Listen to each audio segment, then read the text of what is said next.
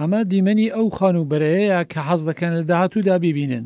دروستکردنی پارچەکانی ئەو خانوبەرەیە 10 ساڵی گر بەڵام خستنە سەر یەکیان تەنیا کەمتر لە حوتوویەکی خەیان.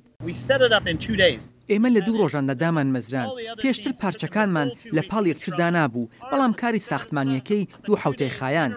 تیمی ئێمە لە 2 ڕۆژدا خوڵقاندنی وزەی دامەزراند و لە ڕۆژی سێهەمدا وزەی خۆرمان هەبوو. خستنەسەری خێرایی ئەو ماڵە شتێکە کە زۆر دەبێتە جێگای سەرنج. هەموو بەشەکانی لە پارچەی بچووکدا دێت کە دەکرێت بیخەنە پاڵ یەکتر و کاریان پێ بکەیت. پارچەکانی خستومان تەسەر یەک پانایی لە 91 سانتیمتر و درێژایی 3 متر و 65 سانتیمتر و بەرزایی لە 3 متر بەرزتر نییە.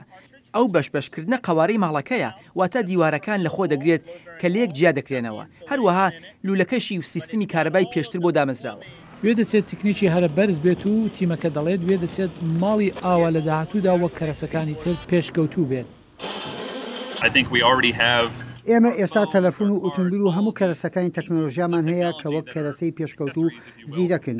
لە ژیاندا یارمەتی بە ئێمە دەکەن، بەڵام کە بچینەوە ماڵەوە هەمووی لە خۆمان دوو دەخینەوە.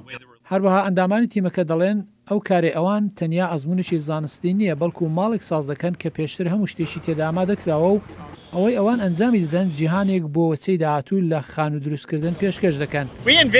ڕۆژێک دەخینە بەرچاومان کە بچی بۆ ماڵپەڕی ئامازۆن و بتوانی چاو لە شێوەکانی خوازیاری خۆت ئامێری نێو ماڵ ئەو ئامێرانی بتەوێت لە نێو ئاشپەزخانە و ژووری نووسندا هەت بێت و داوای بکەی بیان کرد.